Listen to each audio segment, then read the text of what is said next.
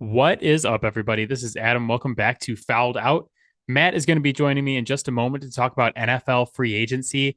Quite a bit has happened since we recorded last week. There's been trades, signings, releases, all sorts of crazy offseason action. And we're going to break down the most important parts of that today, talk about what it means and what's going to happen going forward, because there are still a couple free agents out there who are going to make big splashes on their new teams next year.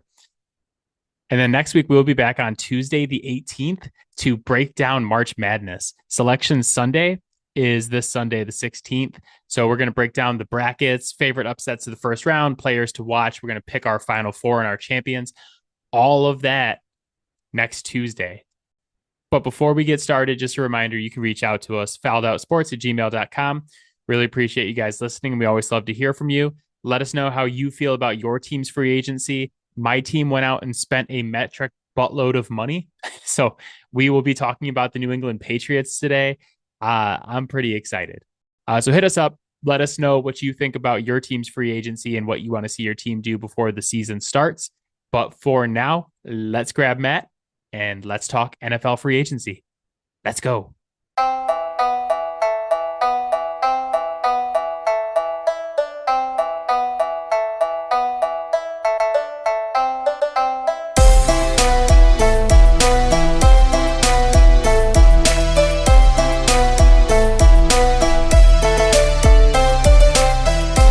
All right, Matt is here, fresh off of the start of the new league year. The legal tampering period is closed, and we're now in just the legal period. Matt, how you doing, buddy? Good, how are you?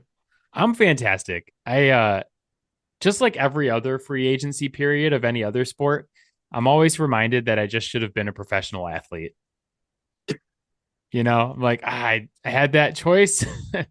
Could have just been a professional athlete and chose not to, and I should have chose different. Yeah, I mean, I don't know why you didn't choose to have completely different genetics and be just a completely different person. I was gonna say, God, if only I had the height, speed, weight, or athleticism, life could have been so different. Why aren't you built like LeBron James? Uh, I ask myself that every day when I wake up. But yeah, a lot has happened since the last time that we talked. You say? Yeah. And a lot of money has been thrown around by NFL teams on players of all calibers. I'll put it that way. Since the last time we talked, the free agency class has had gotten significantly weaker, with the Bengals tagging T. Higgins, the Chiefs tagged Trey Smith. A lot of guys were taken off the market, and then like a bunch of dudes re-signed with their own teams. And GMs are like, it's a weak free agency class. It's not going to be that great, blah, blah, blah. And then we get to Monday morning or Monday at noon, and money is flying out of people's pockets. Left tackle Dan Moore from the Steelers got a 4-year, $80 million contract. Like Yeah. 50 million of it is guaranteed. Like, Yep. along with there being a lot of teams that need some of the positions that were available, the NFL salary cap also went up this offseason. And part of me wonders, like, okay, is it just this is just the new NFL? And then the other part of me remembers that one NBA offseason where the cap spiked and like Timothy Mozgov got $120 million contract from the Lakers or whatever it was. And everybody was like, this is just the new NBA. Don't worry about it. It's gonna look fine in like 3 years. And it never it never looked fine and ended up being one of the worst contracts we had ever seen. I look at some of the deals that some of these guys signed, and I'm like, that that's a lot of money for that guy. I don't really care that the salary cap just went up. Yeah. Like that Mozgov signing was like it wasn't just an overpay for him. It was an overpay for like someone who was like two tiers above him. I don't know that we're necessarily seeing anything that egregious right now, but um I think we see it pretty consistently in the NFL that when free agency hits, there are front offices that are desperate to essentially save their jobs, trying to patch up some holes, and they end up spending way too much money on guys that are not worth that kind of money in hopes that they can kind of catch lightning in a bottle.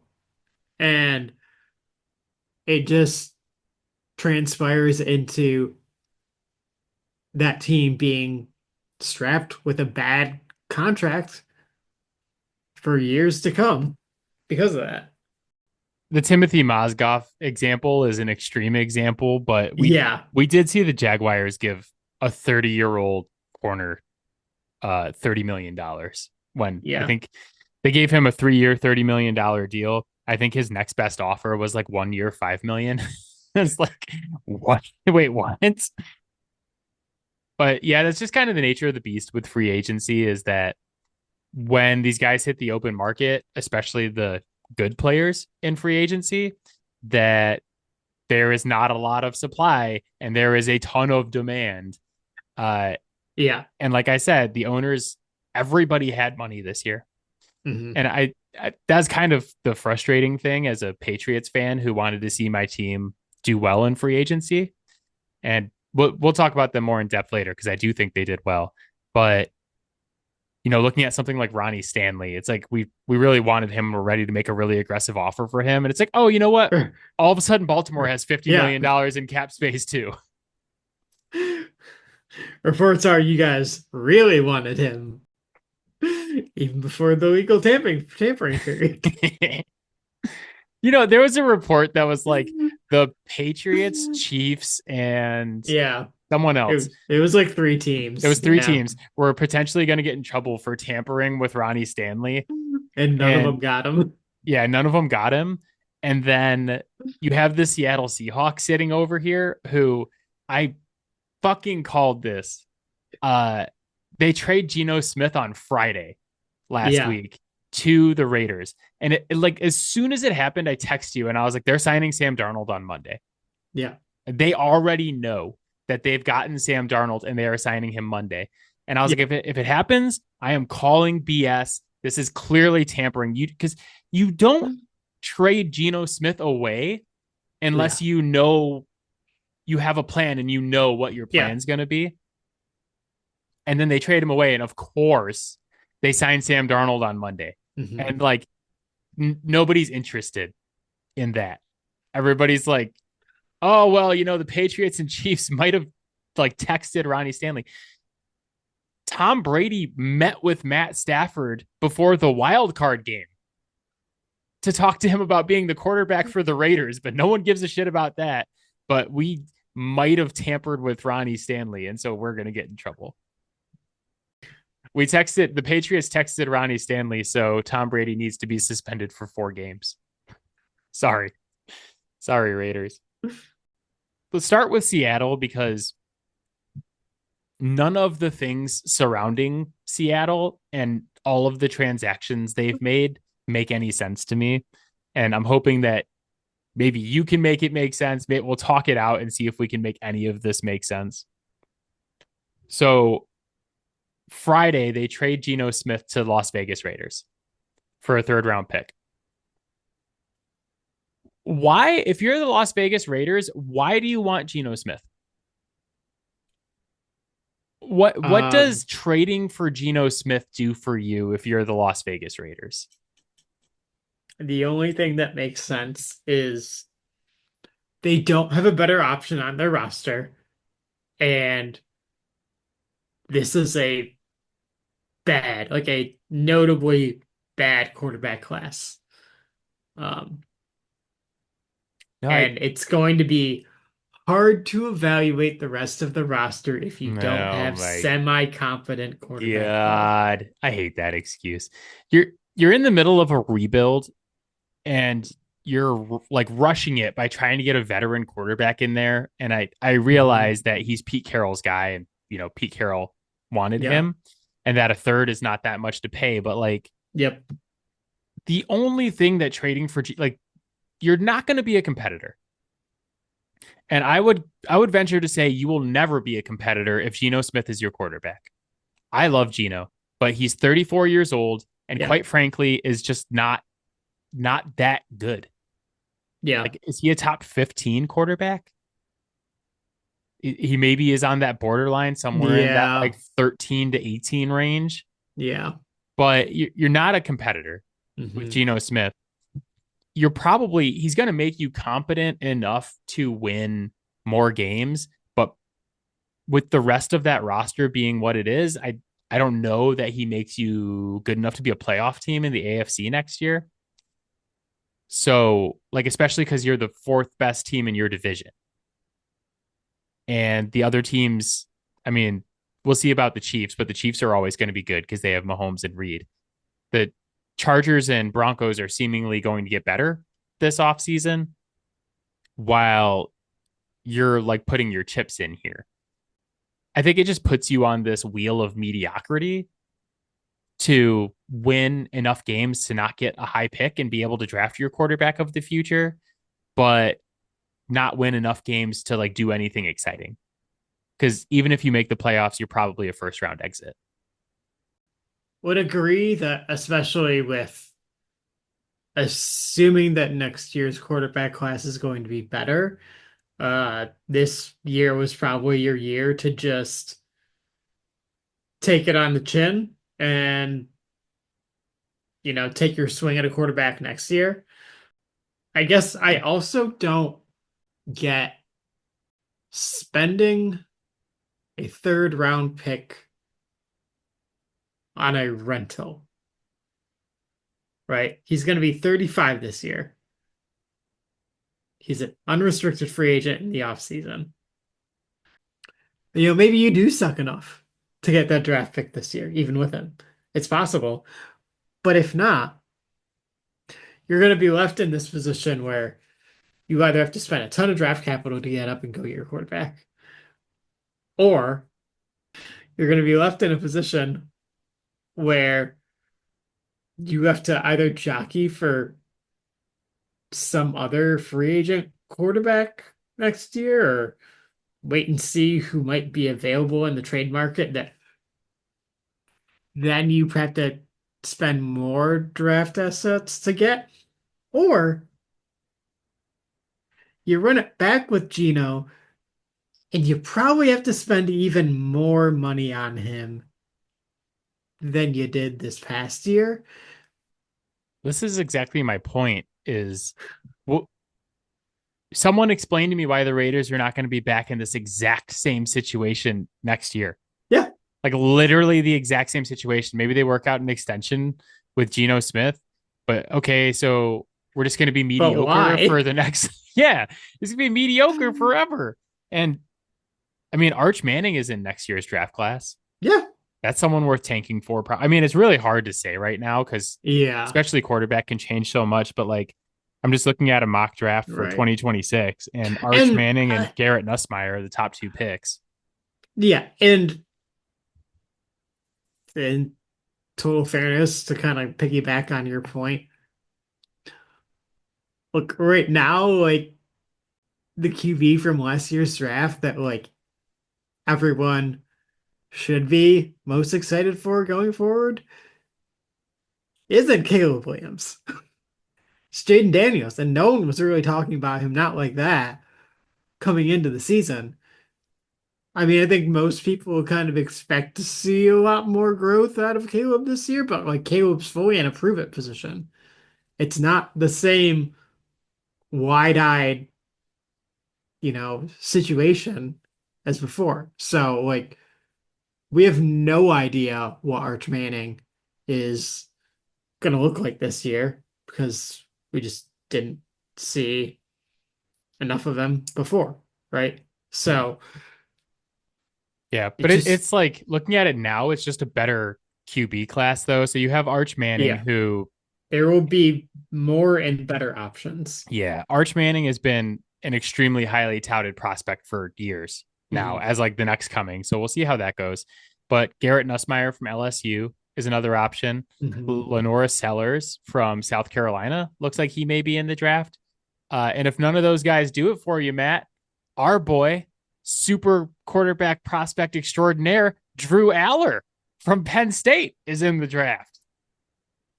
No, There is no, there's no quarterback prospect no. that Matt and I have ever hated more than Drew Aller. Can you explain to me what he does well? No. No, I can't. We've had this conversation many times.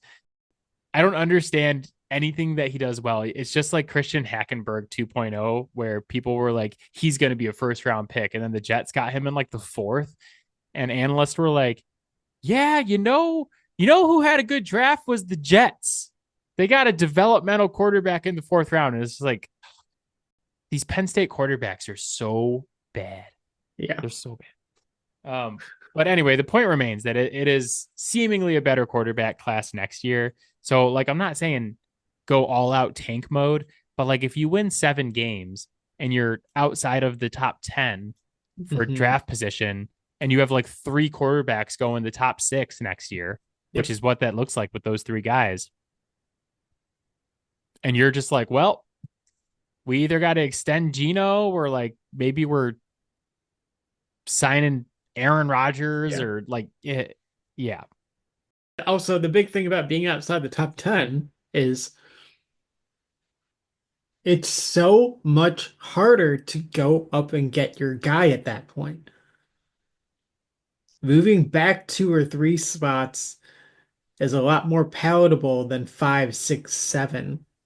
Yeah. So, Well, trust me, from a team that has the 4th pick this year, where it's like, oh, hey, you want to move back? I'm like, yeah, I'm happy to move back within the top 7 or 8. Like when you start talking about like, oh, the team that has the 14th pick is interested, I'm like, it's going to be very expensive at that point. So I didn't understand that. I don't understand why Seattle wanted Sam Darnold so bad that they were willing to tamper and trade away their quarterback days in advance. They're just like, this is our guy.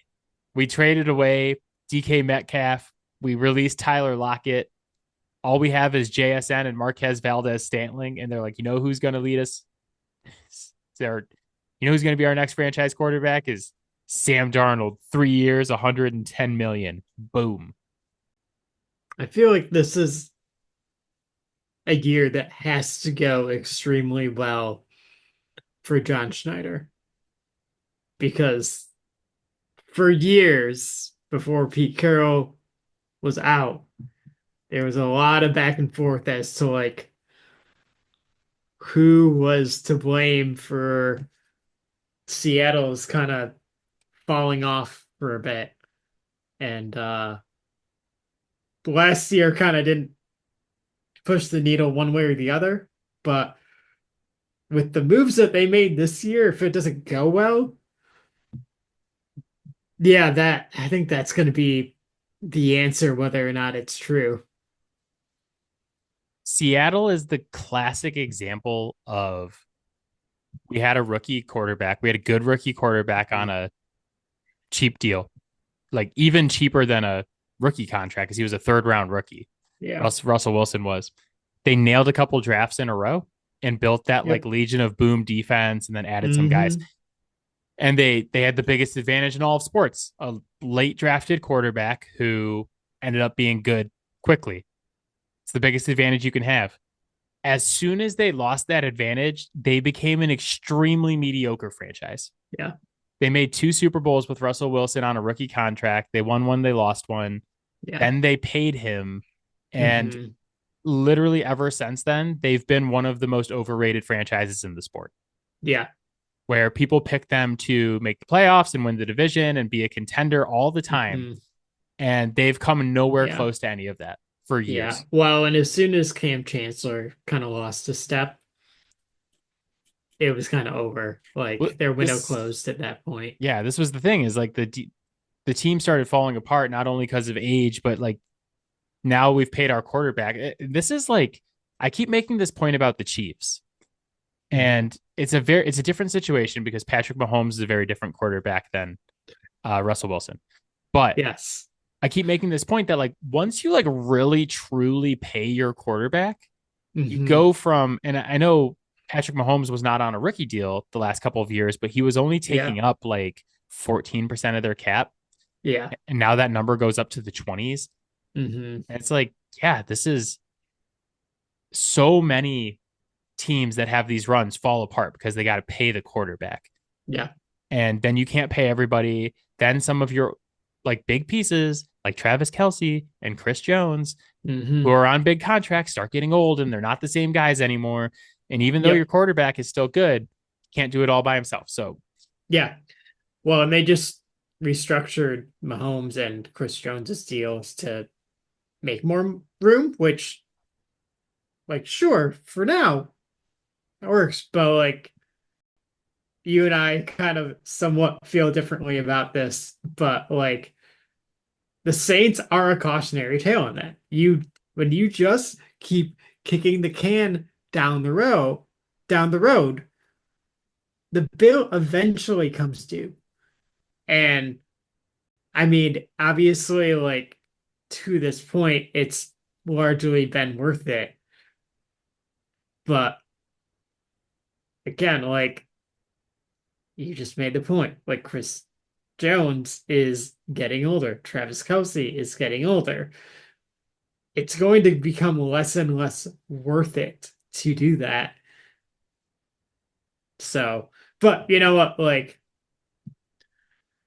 it's probably not going to matter because the Bills will like make a trade with them in the draft and let them take whoever they want, and then they'll have an awesome rookie season, and then they'll have some sort of horrible, violent charge after the season is over.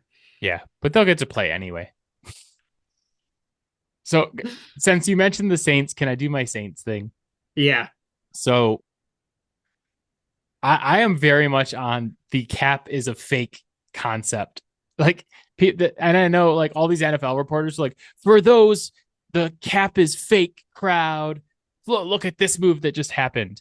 But I offer you the example that you just brought up, where it's like, mhm. hey, Kansas City's out of money. And it's like, JK, they restructured two deals and created Yeah, $40 million in cap space.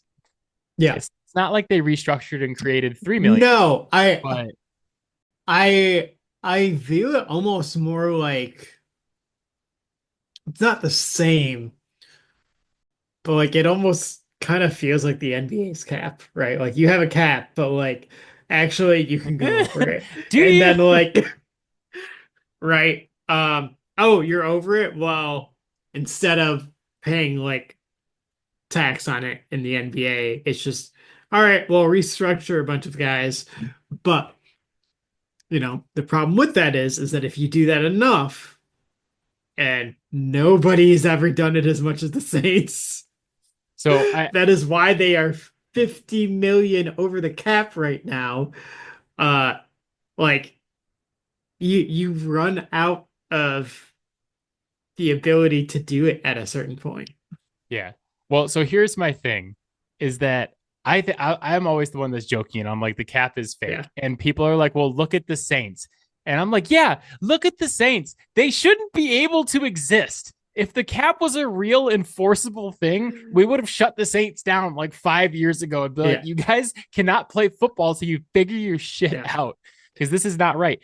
But the Hmm. Saints are the funniest team in the NFL to me because they're like $50 million over the cap with, and they can't do anything. They've Yeah. restructured everybody. I heard the analogy on a podcast this morning actually that in the NBA, all the contracts are guaranteed. And so Hmm. it's not like this, oh, we'll just push money around into the future, like to the degree the Hmm. NFL is. And the Saints, like basically the NFL, everybody's on a team option Yeah. because they can cut you and save money at some point. So it's like you have your dead cap hit for the first 4 years of your contract, and then every year after that is essentially a team Hmm. option.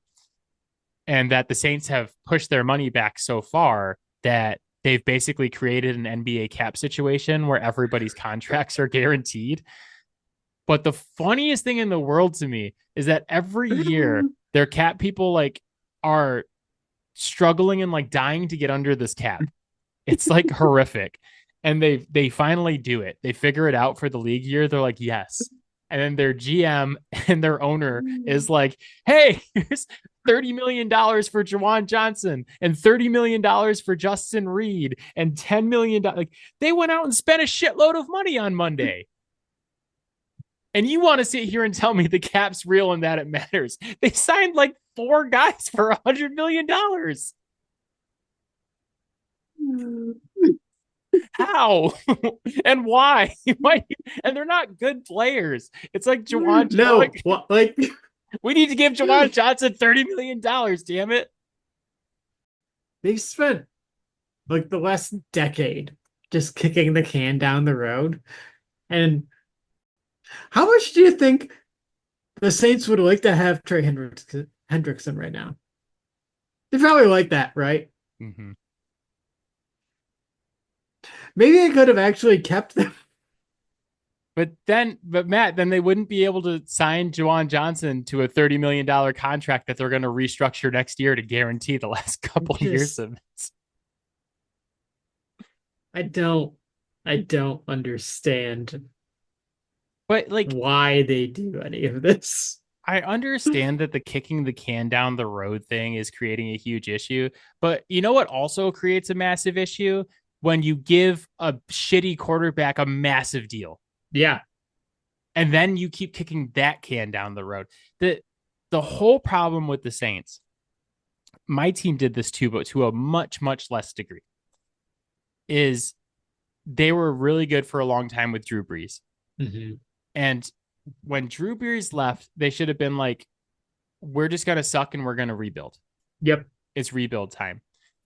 And instead of just accepting that fact, they're like, oh God, and this is kind of where where I'm at on the Raiders too, is instead of just being like, hey, we're going to suck, we're going to rebuild and do things the Yeah. right way, we're going to try to nail the draft.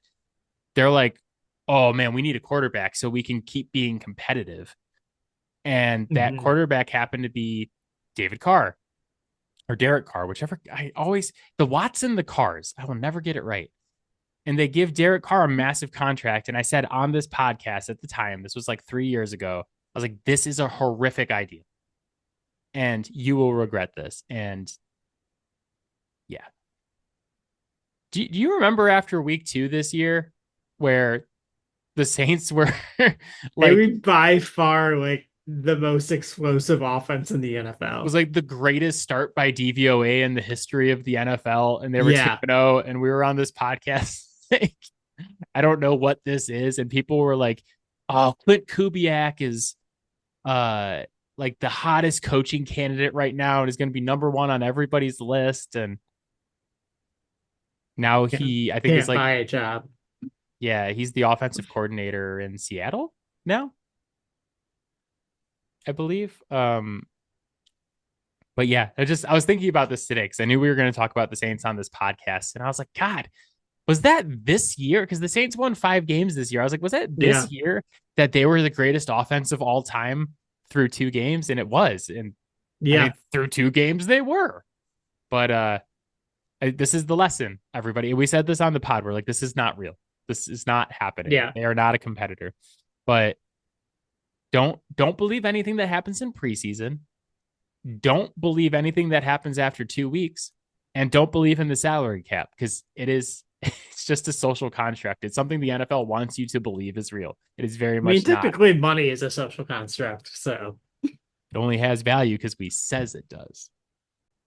I don't think like trying to be good every single year is wise. I mean, like obviously, yes, you want to be good every year if you can.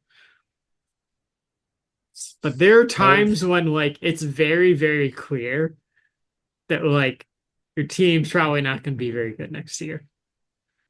When you don't accept that and like scrape and claw to get like that little bit better to be slightly more competitive, you end up expending resources that don't better the future of the franchise, and like you miss out on like more premier talent. You So mean I like the Jets spending a 3rd round pick on a guy who played 7 games for them and then they cut him? and now he's going to go play with Matt Stafford and Sean McVay. Yep. Yeah, NBA teams do this way better than NFL teams. I don't know what it is about the NBA, but they're just like, we don't give a shit about being bad this year. Yeah. They're like, we're totally willing to be bad for multiple years in a row. Which is crazy because there's a lottery. Like, if you have the worst record in the league, and I know this better than most, that definitely doesn't mean you're getting the top pick. You could have the fifth pick multiple times when that happens. Well, no, nobody else could except the Pistons because it's Yeah. only happened to one team and it happened Yeah. 2 years in a row, which Yeah. is odd to say the best. Um, Some might say scripted. but yeah, it's like just the chance. And I think like part of it is that to a degree in the NBA, like I mean, I guess to a much higher degree in the NBA than the NFL. If you do get that first pick and you get that guy that it's franchise altering immediately, Hmm. or like it might take a couple years, like even like the Pistons did get the first pick and they got Cade Cunningham, Yeah. and look at now, like Yeah. their Pistons are a playoff team just specifically from the fact that they have Cade Cunningham. Yeah. So it's so worth it in the NBA to just even have the chance to get that guy. And like this year, it's Cooper Flag. Hmm. Um, but like the runner up prizes in this draft are not bad either. Yeah. But in the NFL, it's like you can get the first pick in the draft and get your quarterback Hmm. and just still suck for years. Like look at Trevor Lawrence. It's like Trevor Yeah. Lawrence was supposed to be that like Cooper Flag type of prospect where it's like this guy's a can't miss. He's gonna be awesome. You really want this pick, Hmm. and that has not worked out well. So and guys, I know there are very extreme cases in the NBA like Nikola Jokic, but for the vast majority, guys who are picked outside of like the lottery Hmm. are basically like zeros or like Yeah. role players.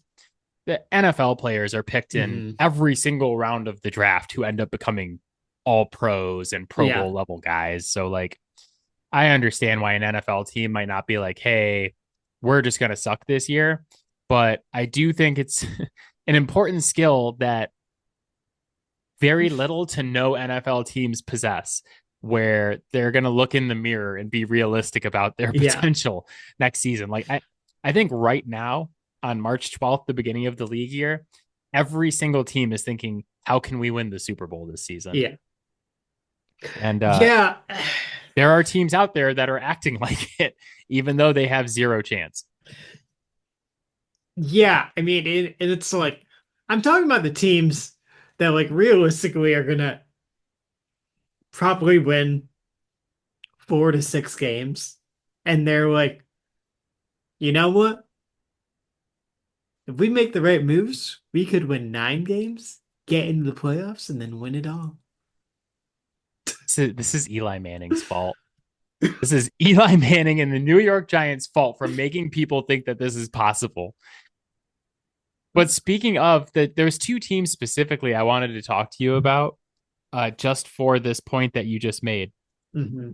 One is the Giants, who have been linked to every single washed up quarterback that's available. They're like, we're talking to Aaron Rodgers, we're talking to Russell Wilson, and they're like trying to get their fans excited about it.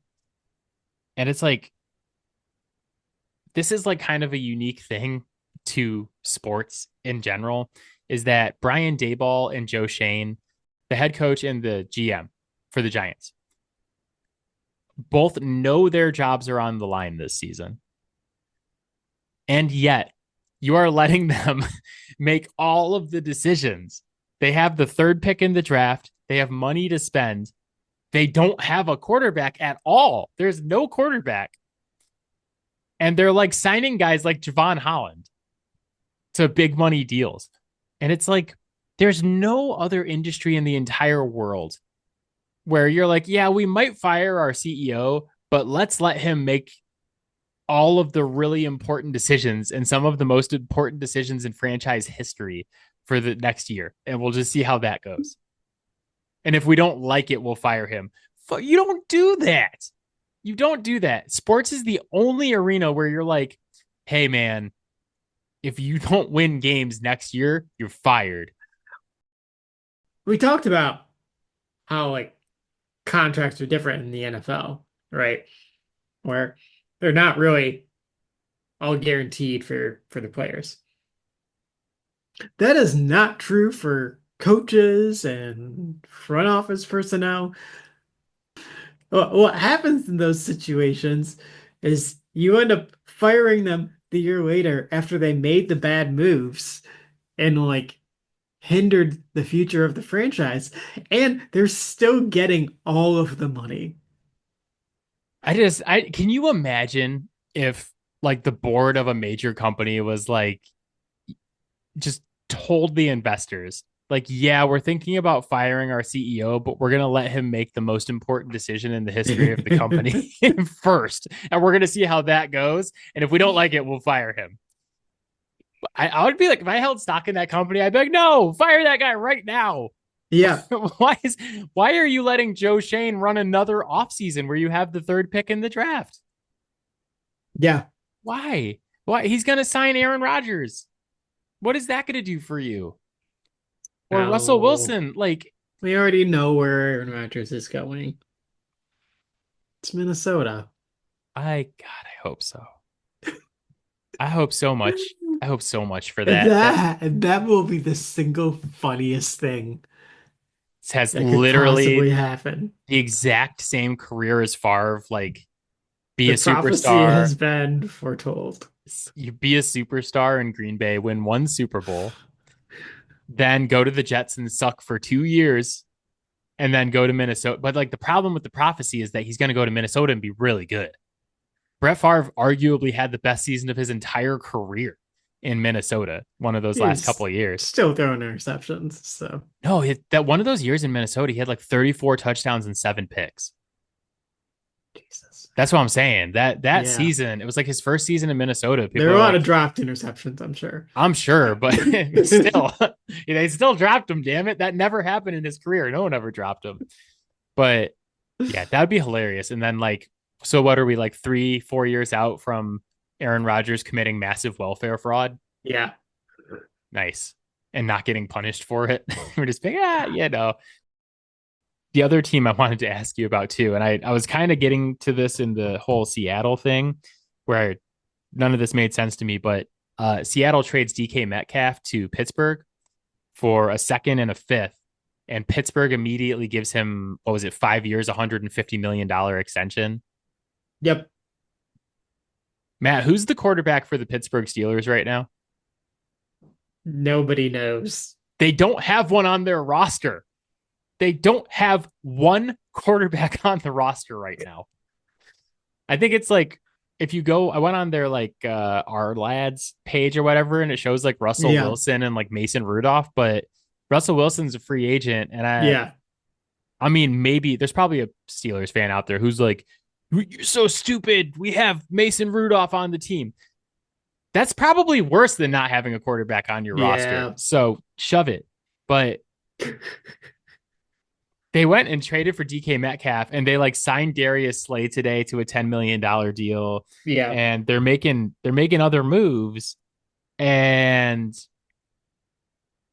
they don't have a quarterback. So like say Aaron Rodgers does go to the Vikings and Russell Wilson goes to the Giants.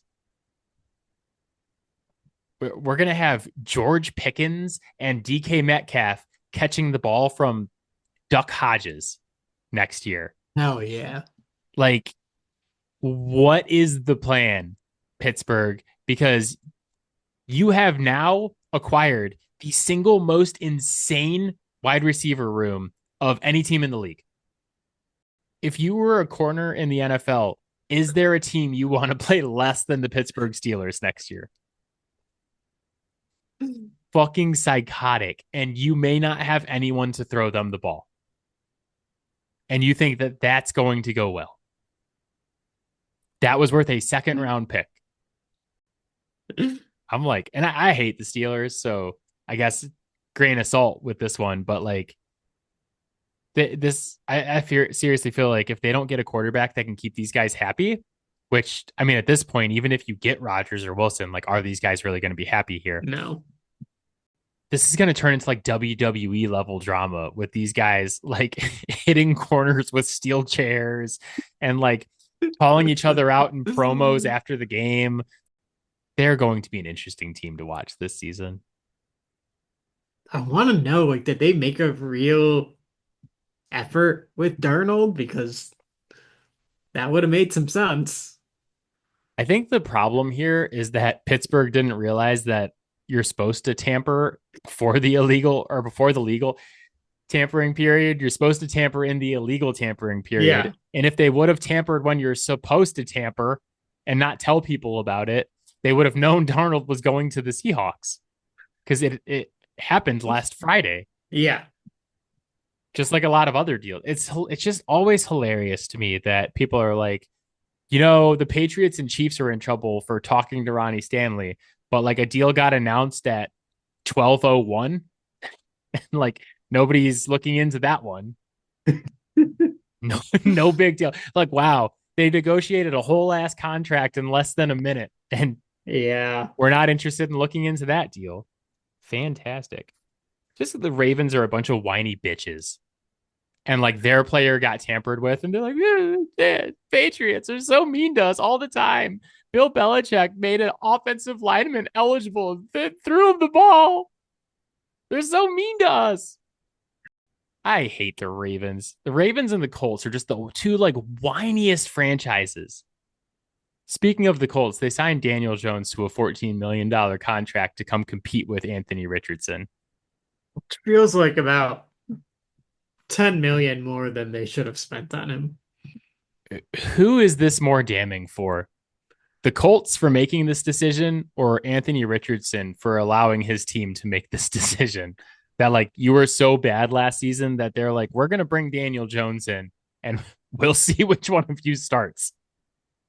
This just feels like another chapter in the "What the fuck are the Colts doing" book because I struggled to see a cohesive through line here.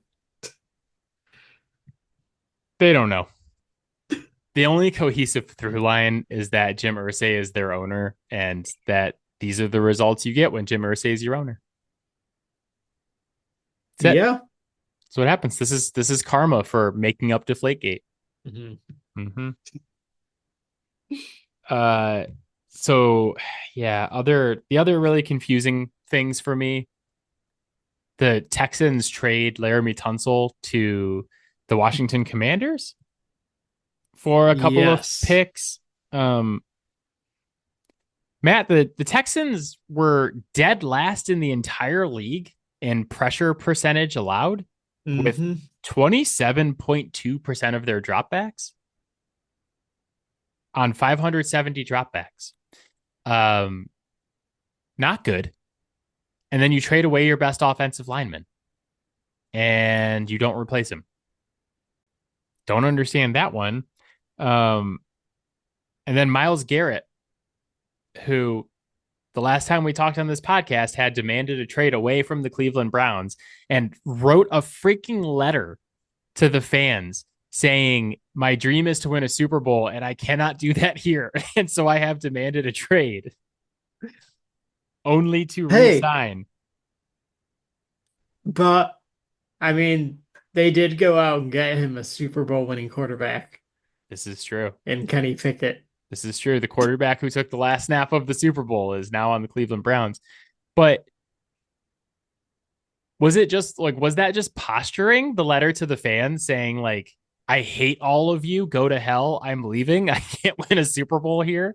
And now they're all supposed to be happy that they're paying him $160 million for 4 years, the biggest non-quarterback deal ever. Like, I don't really know how you just get over that if you're a Browns fan. I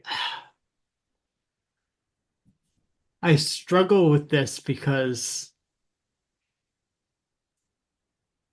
this is either a ploy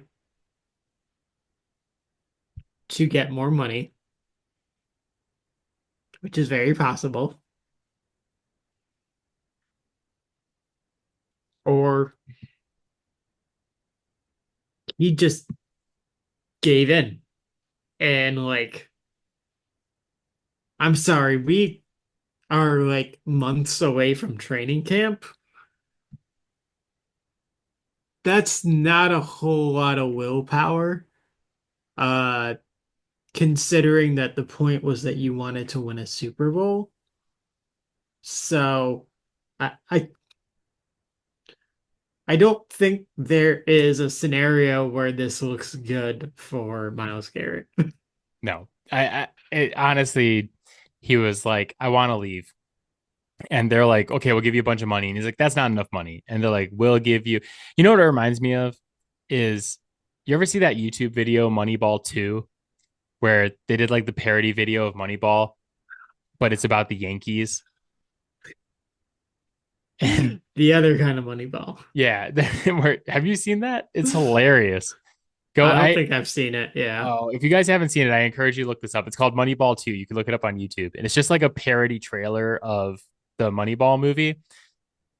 And it's about the Yankees. And it's called like Too Much Moneyball. And the guy's like, I want to, they're arguing. And like George Steinbrenner's like, I want to spend money in ways that people haven't even thought of. International free agents, washed up veterans. I want to spend it all. But there's a scene in the trailer where there's a guy and he's like, I don't know, man. I've never played baseball for $100 million before. And the Yankees guy opens up like a briefcase and he's like, what about $160 million? And the guy's like, I think I could do that. That's how I picture the Miles Garrett negotiations going, where he's like, I want to trade. And they're like, what if we give you $120 million? And he's like, and they're like, what if we give you $160 million? And he's like, I think I could stay. I just kidding, guys. I'm happy here. Don't go to hell. Fantastic. Do you want to do Homer corner here? Um, Or what else you got? I do have another trade that I do not understand. Although I guess it makes some sense because I don't think either player was very good last year. But the Texans trading Kenyon Green for CJ Gardner Johnson. Uh, but I guess I would like to know what the Eagles saw that made them say, I would like Kenyon Green on my roster because he was awful last year. I was reading comments from Texans fans about the trade, and they're like, he's literally the worst offensive lineman in the league. Yeah, Like he is bad. he had But a PFF grade of like something like 38.6. ugh. I think the Eagles are so good at developing offensive line Mhm. that honestly it just kind of seems like it's just a challenge for them now, where they're like, we took Jordan Mailata, who had never played football before in his life, and taught him to be one of the best tackles in the entire league. They're like, we need a bigger challenge. What do we do? And they're like, let's get this guy. He's the worst offensive lineman ever. They're like, he's going to be an all pro next. He's going to be like all pro guard for the Eagles next season. Didn't they like turn around Mekhi Becton last year? Yeah. Yeah, They moved him from tackle to guard, and he was like yeah, awesome for them and started in the Super Bowl and like was good.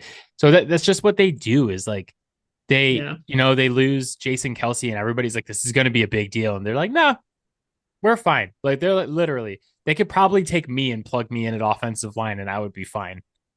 They're that good now. Uh, This is my chance. I don't think you would be fine. Maybe Clint. Yeah, They could plug in Clint. yeah. Maybe, I would I line up. think your body would be broken within one play. I would line up across from Miles Garrett like week one and be like, oh, hey man, nice contract. I would ask Miles Garrett. We'd be lining up for the first play, and I'd be like, "Did they offer you a shitload of money before or after you told the Cleveland fans to go fuck themselves?" And then he would just absolutely destroy me, and I'd probably be dead. But You would have to be excavated from the turf. they'd be like, "Okay, put in Kenyon Green," and then the same thing would happen to Kenyon Green. They'd be like, "Put Fowler back in. He's fine. He's fine." Yeah. Oh, you know what? There was two more things I had on free agency before we talk about our teams. Yeah. One is I have the ESPN app on my phone because we played fantasy basketball there with Marshall. Um, I don't like ESPN. I think everybody knows that, but Yeah. ESPN keeps sending like notifications for free agency signings, but like not everyone, just like the big ones. And we've gotten to the point here in day 3 of free agency where they're really stretching for who is worthy of getting an ESPN notification. Where like at first it was like, oh, Sam Darnold signs with the Seahawks. And I'm like, yeah, I guess that's important.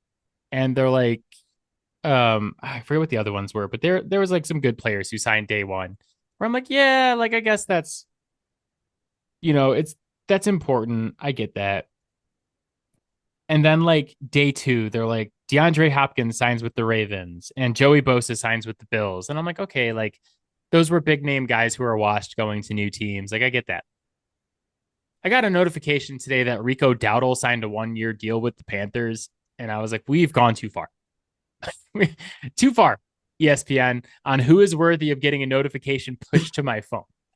I did not need to know that Rico Dowdle signed a 1-year deal with the Panthers. And then the other thing I had was they did that thing again this year where they tweet out the deal or they X out the deal, whatever you call it now. And it says so and so has signed a deal with such and such team for this much money. And then at the end of the tweet, it says the deal was negotiated by so and so from this Yeah. agency. Yeah, I've been seeing that. Yeah. Well, And so I'm just like, like, I don't care. I do care, but Well, not I'm about more saying like I that's not information that I want or care to have. no, but let me pitch you on this. Is that if we're gonna get they only do it on like the big deals, the good deals. Yeah. I want it on the bad deals as well. Yeah. I want like so Cam Robinson has not signed anywhere yet, and left tackle is getting paid buku bucks. So if Cam Robinson ends up signing like a bad deal, I need the tweet to say like Cam Robinson has signed with the Patriots 1 year, $15 million. His free agency was fucked up by Charlie Jones. Like if you want the good, you got to get the bad too. I want to know who's screwing up. That's my pitch to make this more entertaining. Is like, oh, Javon Holland signs 2-year, $15 million deal with the Giants. Adam Fowler did not do a good job with his free agency this year when he negotiated this deal. I want those tweets. I don't want to just see like the hey, I got my guy a bunch of money in an off season where literally every single guy who signs is getting a ton of money because the salary cap just went up and Yeah. GMs are basically like me at the grocery store where I walk by the drink cooler and I'm like, yeah, I definitely need one of those, even though it's overpriced. To be fair, though, I usually buy Arizona iced teas, and the Arizona iced tea is the one thing in life that will never be overpriced because it will always be Costco 99 hot cents. dog. Always not. Yeah, that's a good one too. But the Arizona iced tea, 99 cents, literally anywhere you buy it. 99 cents. It says so on the can. You're not allowed to change it. All right, let's do Homer Corner real quick because I want to talk about my team's free agency. You guys didn't do a ton, but did sign DJ Reed Hmm. to replace Yep. Carlton Davis. How did you feel about what the Lions have done through the first 3 days of free agency? Um, I feel fairly good with it. You know, there there's this the fan part of me that always wants to see more spending. Like I want to see the big splash. Uh, but it's a bad idea. Like at the end of the day. Um, there needed to be a replacement for Carlton Davis. And so getting DJ Reed was appropriate. Um, but we have a lot of guys in the next 2 years that are going to need to be paid. And so going out and spending a bunch of money, or even like people talking about going out and trading for Trey Hendrickson or one of these edges, right?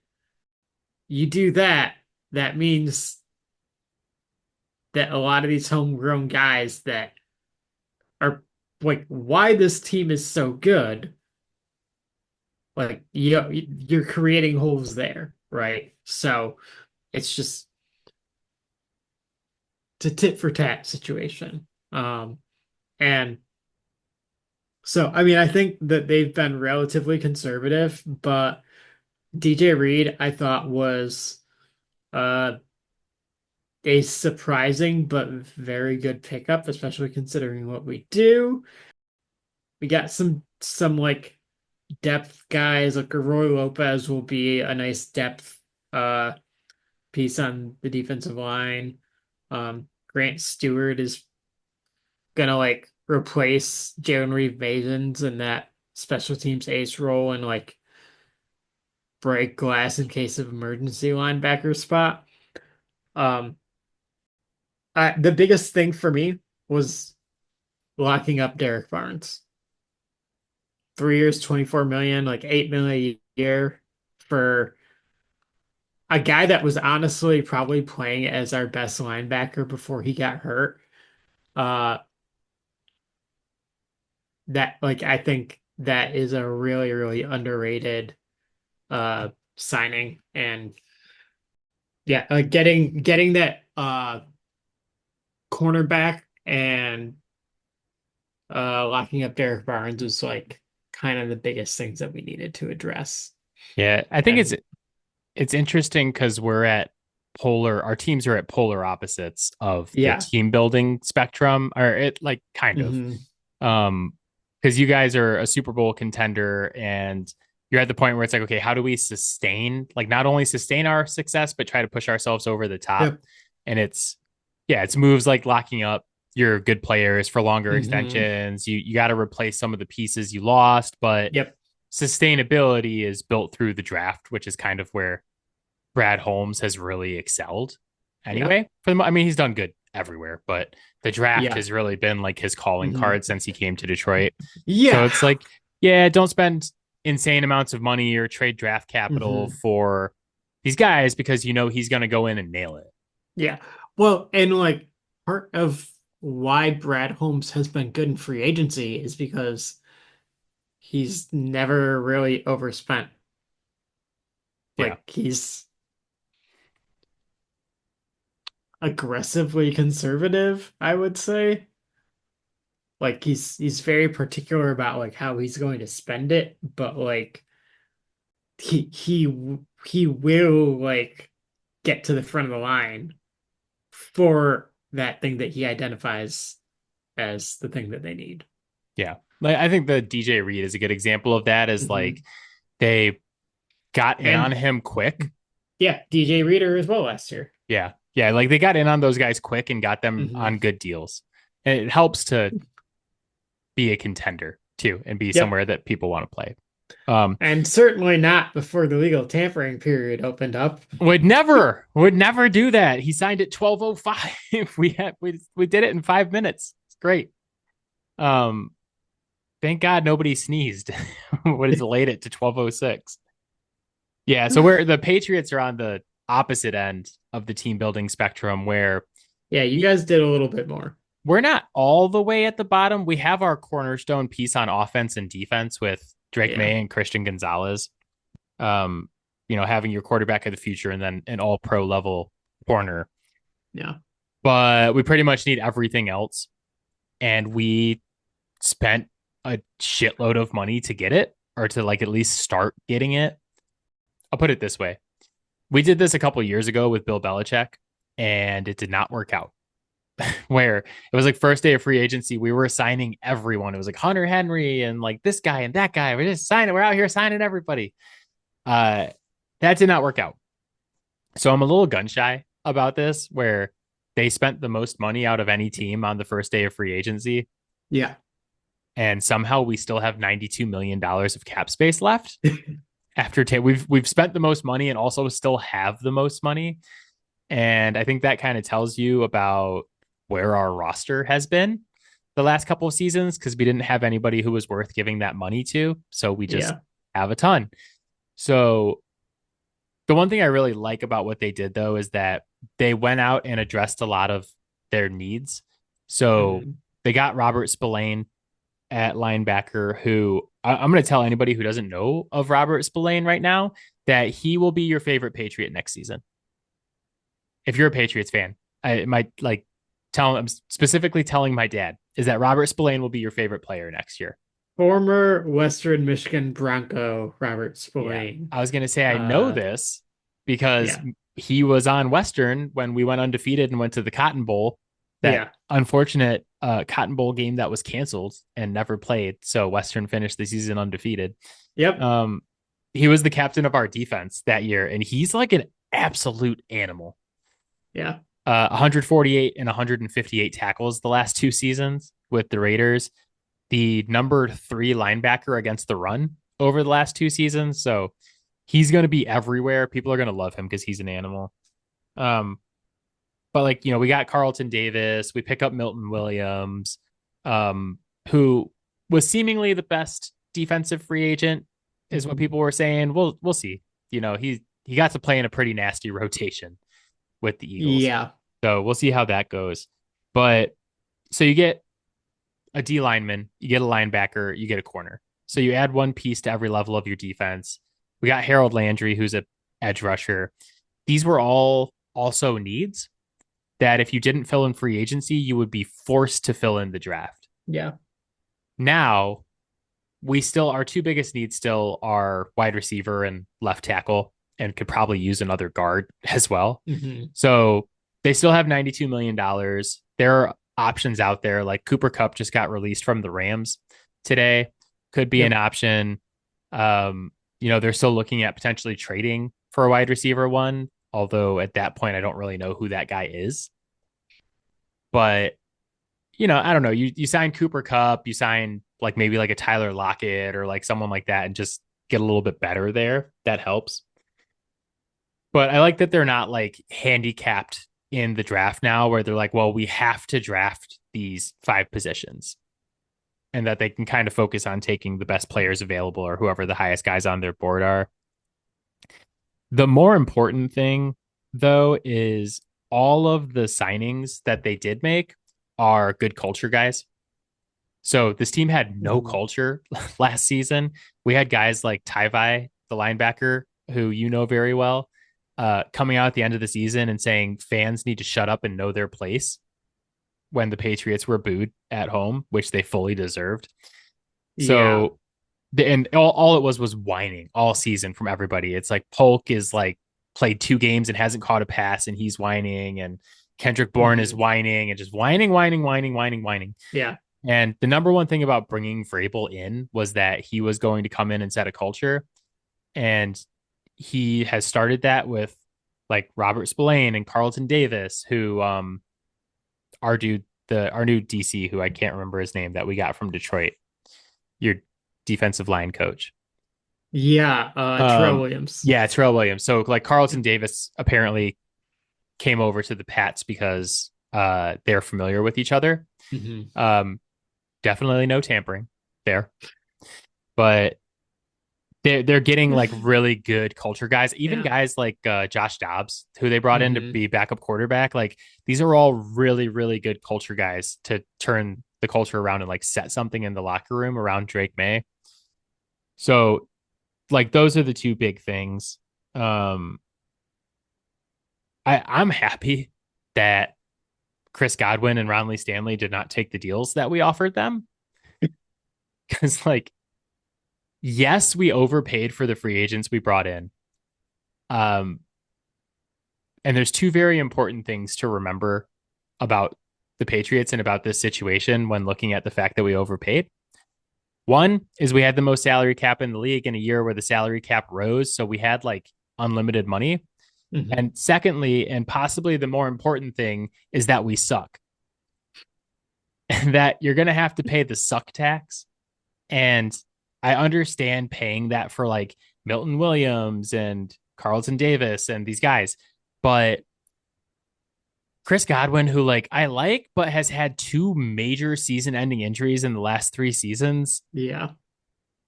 giving him $20 million more than what the Bucks signed for and being like, this is our big wide receiver one acquisition. I would not have been excited about that. And then Ronnie Stanley's a similar situation where it's like, yeah, lots of injuries, lots of false starts. Um, Yeah. and you're offering him like just because you have it doesn't mean you have to spend it. You don't like people say this in the NBA too, like like with Bradley Beal and the Wizards. They're like, well, we have to give him a super max. Well, we can't just let him No. leave. Like you don't have to do anything, especially giving Bradley Beal a super max. Yeah. You don't have to do that. But So multiple times. yeah, like they did it again. They're like the first time wasn't enough, and they're like, you know what else Bradley Beal needs is a full no trade clause. Like we pretty much have to. You don't have to do anything. You don't have to give Chris Godwin $20 million more than the next best offer. I know you want him, but yeah. So overall, I'm happy right now. I don't expect this team to be good next season. Like even if they nail the draft, I am not gonna come on here in September and be like, you know who's a playoff team this season? The New England Patriots. And you may have to remind me that I said this. But I think like they're not so they're not forced to like take any one player in the draft, Hmm. but they also still have the ability to take anybody they want. People have been saying like, oh, well, they signed Milton Williams. There's no way they're going to draft Mason Graham. If Mason Graham's the highest rated player on their board, they can absolutely still take Mason Graham. Hmm.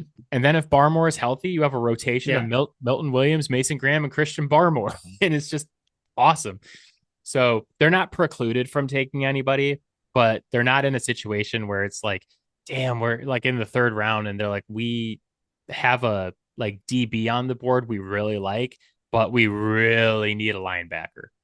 Yeah. You're not in that situation anymore. So um overall, I give them a good grade. I'm not like a this we always joke about this in the draft where we come out and we're like, this team gets an A. And it's like 4 years later, it was like one of the worst drafts you've ever seen.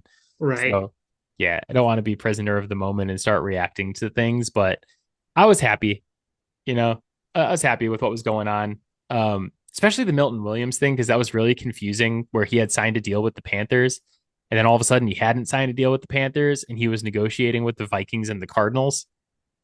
And then all of a sudden Yeah. my dad was texting me. He's like, we got Milton Williams. And I was like, There are a few guys that happened with, and it's like, it's it's almost like this system doesn't work.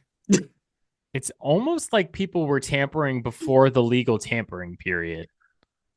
But no one would do that because that would be an illegal tampering period. Yeah. Seattle needs to be punished. This is the whole point of this podcast is that this is bullshit. They knew they were getting Sam Darnold since Friday.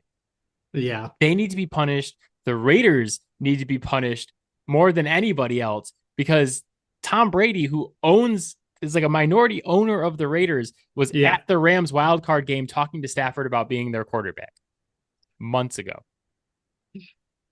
But no, we texted Ronnie Stanley, and that's a problem. So I hate this stupid league. It's stupid. Why do we watch football? But that is it for us. As always, Fouled Out can be found on Spotify, Apple Podcast, Pocket Cast, Overcast, anywhere you get your podcast. You can hit us up on Gmail, fouledoutsports@gmail.com. And I am trying to get the TikTok going again. We lost all of our followers because I lost the account. So that kind of sucks. And part of me is debating if I really want to start building it back up again. But yeah, just go refollow us on TikTok, Fouled Out Sports Podcast, and I'll start posting more videos. I promise. Um, so the plan next week, where podcast is going to come out on Tuesday next week, and Matt and I are going to break down the March Madness bracket that comes out this Sunday on Selection Sunday. We'll talk about the kind of same thing we do every year: players to watch, favorite first round upsets. We'll pick our final four and our champions.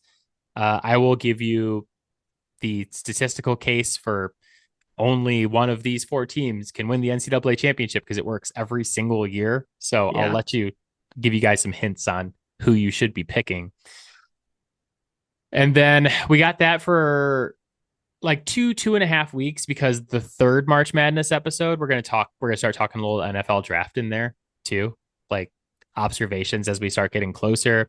Then in April, we'll be back with, I think, 4 or 5 straight NFL draft podcast leading up to the draft. Matt and I are going to watch the draft together. Might do like a little post round 1 or post round 2 podcast. You guys hang out for that. But yeah, lots of NFL draft podcasts coming up. But that's kind of like the sweet spot of this podcast is like, I think the NFL draft is what we do best. Yeah. So I'm looking forward to that. But before we get there, March Madness next week. Thank God, because I need something to distract me to get me through to the draft. I'm dying. I actually started putting together a big board the other day. Oh God. Yeah. You're at that point. Get ready for that. I'm going to rank like my top 64 players. So I have the first 2 rounds mapped out. And I have all sorts of like NFL stuff going on in my head right now where I'm like thinking about how I'm going to start picking teams for next year. And I'm like ranking draft grade. Yeah. Yeah. I'm jonesing, man. Well, all right, my friend. I will see you Monday night for a Tuesday podcast about March Madness. Looking forward to it. Sounds good. All right. Bye, guys. Bye, guys. Bye, Bye, Mike. Robin.